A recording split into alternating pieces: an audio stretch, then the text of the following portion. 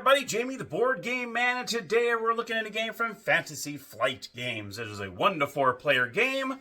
Today we're looking at Ingenious.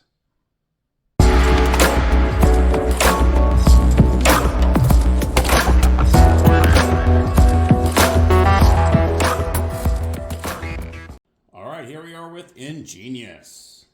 Alright, so I have this set for a 2-player game. And what you're going to do is you're going to go ahead and set the game board right in the middle. You're also going to have these little tile racks. There's 4 of them in there. And you're going to draw 6 tiles for each player. You're going to draw out of this bag. It's a bag full of tiles that are inside. You're going to go ahead and grab 6 each for each player. You're also going to have a player board. And for each one of the colors it corresponds to, you're going to go ahead and put a cube on there. And as you lay down the tiles, you're going to keep scoring points depending on how many of those colors you did. So on the bottom here, like purple has the purple circle, and like the yellow has the yellow, like a little, I don't know what you want to call that, little sun, whatever. Then you got the orange brown, it's like an octagon, and so on. Okay, so each player is going to have a player board. You're going to put the corresponding color with the cube that's on there. And that's pretty much about it. It's very, very quick setup, not too much to it. So on your very first turn in the first round, each player must choose a tile that will go next to any one of these colors. So let's just say I'm going to go ahead and grab this one, this blue star here, and I'm going to place this right here. Now what you do is you're going to get points for the adjacent color that are the same. So for instance, when I do this here, I'm going to get 1 point for this blue star. I do not count what is on the tile itself. So what you'll do is you'll do like make-believe lines, 5 lines going from the direction that you hold this down. So when you put this down, you're going to look at all the blue stars going this way, this way, this way, this way, and this way. So you're going to go look at 5 different ways. This way, this way, this way, this way, and this way. Okay. You see the white area is for a 2-player game. This somewhat white and gray area, that's a little lighter, is a 3-player game. And then, of course, the outer part, you'll use the entire board if you have a 4-player game. So we have a 2-player game right now, so I will not be able to go into this area like this. It's only for the 2 players, so it's going to be in a complete white area. That's why I laid it down like this. So as this player here, he's going to get 1 point for this blue star. Okay? So he's going to move the blue up 1 notch. All right? His turn is over, and then you'll grab a new tile out of the bag and place it on your rack. Now he's going to go over to this player, and like I said, in the first round, you must choose a different starting point. After that, you can put any tile you want anywhere. But for the first round, you must place it adjacent to any one of these. So let's just say I'm going to do this. And I'm going to go ahead and place this like this. I'm going to take this orange and place it like so. Okay.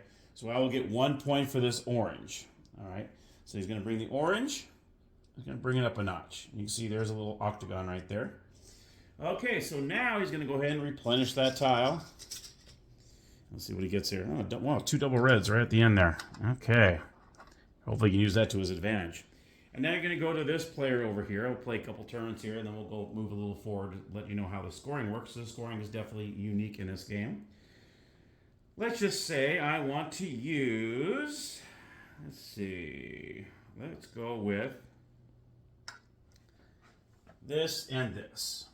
He's going to go ahead and place this right here. Now, what I do is I'm going to score 2 points for the orange, because I don't get a point for the one I just laid down, but I got 1 going this way and 1 going this way. So that's 1 point, that's 2 points in the orange. So I'm going to move this orange 2 spots. All right. And then you're going to draw a tile.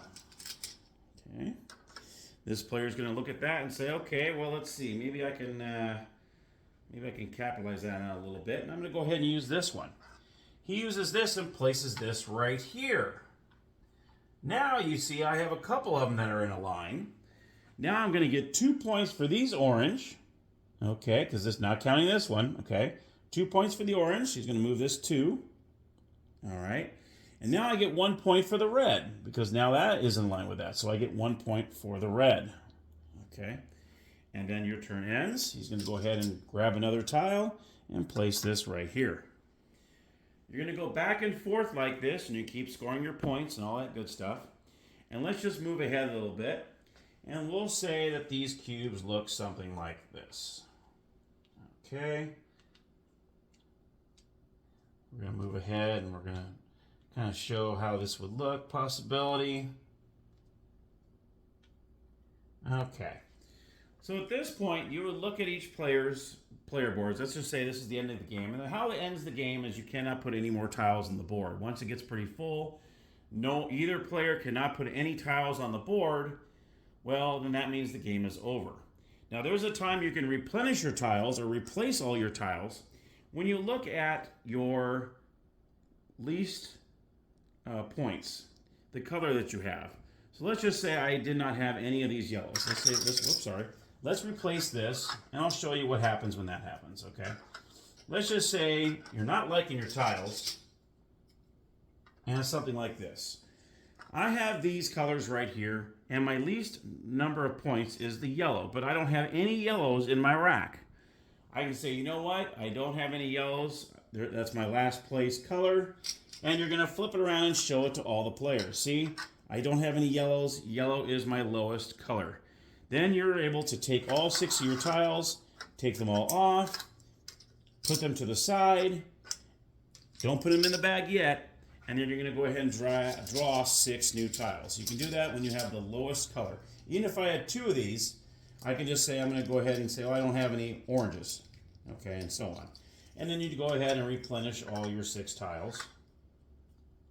Grab 2 more out of the tile thing here. And then it's still your turn. So you do not lose your turn by doing that. You can go ahead and take your turn after doing that. Then you can take those 6 tiles that you originally took off your rack, okay, and you'll place them back in the bag. Okay. All right. So that's one thing I wanted to go over is if you can replenish all 6 of your tiles, if that color you have in the least amount of points, you don't have any of them on your rack. You can do that. At the end of the game, let's do the end game scoring, is whoever has, you're going to see what the lowest score is for each person. So the brown here, I'm sorry, the orange, see it looks brown to me, but this is orange. I guess I could have made that a little more orange. It's the lowest point that you have in all your colors. That would be your score. This player has 3 is the lowest one he has, so this player's count is 3. You look at this player here, this player, the lowest count is 5, so this player would win the game. All right. Now let's just say there is a tie. So let's just say, let's move a couple of things going like this, and like so, maybe this changed a little bit here. And then we look and say, oh, well, look, we both have 5 as our final number. Okay, and this could be any color. I mean, it doesn't have to be yellow per se. It doesn't have to be the same color. You can say something like this, okay? Well, my lowest is 5. Your lowest is 5. Then you go to the next highest number. Okay, well, mine is 6. Oh, well, mine is 7. So this player would end up winning. So that's how you break the tiebreaker. You go from cube to cube until one of you kind of break it, and whoever had the most points in that would win the game. So that's how that winning. You win by having the lowest. How should I say it? The highest lowest number. Okay, is the final score. And then, of course, if you tie, you move on to the next one. This person had 6, this person had 7, so they would actually end up winning the game. There is one bonus that you get, and let's just say I was just kicking butt on the reds, and I made it all the way to the 18. I can't move that one anymore. So let's say I landed a red here.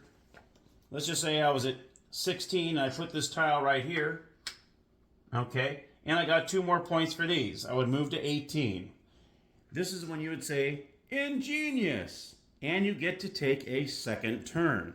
So you could take a second turn, and let's just say I wanted to maybe do the blue stars, do something like this, and then at the end of that turn, you can go ahead and replenish 2 tiles. But you do not do it. You do not replenish the bag. And when you say Ingenious, you don't take another tile out. You got to play with the tiles you already have. Then you choose a second tile you have in there, and then after your turn, you go ahead and replenish your tiles after that turn. And that's when you reach 18, you're able to play a second tile in any of these colors. If you are lucky enough to actually get 18 in every single one, say you reached 18 on every single color, you would automatically win the game. So that's an automatic. There is no least number. 18 all the way across, you automatically win the game. All right? And that, my friends, is Ingenious. So let's head up to the game room, and I'll give you my final thoughts.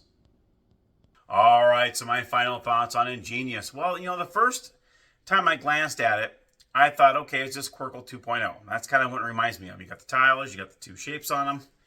Kind of doing similar to it, but the scoring is way different in it. And it's one of those light games, so you're not stressing out your brain too much. I mean, this is a decent game where, you're just kicking back and having fun. Now, there is a solo version to the game, too, which I didn't go over, but I'll let you look at the instructions. You can look over the solo mode because it is 1 to 4 players. But like I said, it's a very easy game. It's a fun game that people that don't play games, I think they would kind of, okay, this is kind of cool. This is laying the tiles, you can count your points. And the scoring system's interesting too because it's the lowest point that you have, the highest, I should say. And that's how you win the game. Of course, you have the tiebreaker like I showed you in the tutorial. Then you go to the next one. Then you go to the next one until the ties are broken. Kind of reminds me of beer and bread. You got, okay, you don't want to do too much beer or over the bread or vice versa because that lowest score is your score. It kind of have a brief little, it's like a beer and bread kind of scoring. So, but yeah, I like the game. It's a very light game. It's fun though. It's fun to play. It's one of those where it's the end of the night. You've already used your brain on the other games you've played. Let's just play a lighter game. Let's try Ingenious. Or maybe it's a good game to start off with just to kind of get the brain flowing a little bit, and then you're ready to rock and roll for the higher ones. It could be at any time of the game night, so the beginning or the end. So, but that's my review on Ingenious. I hope you enjoyed the episode. Let me know if you have the game, don't have the game, or maybe you might think about getting the game after watching the episode. I always like those comments, as always. So, well, thank you, everybody, for watching. I appreciate your support, and happy gaming.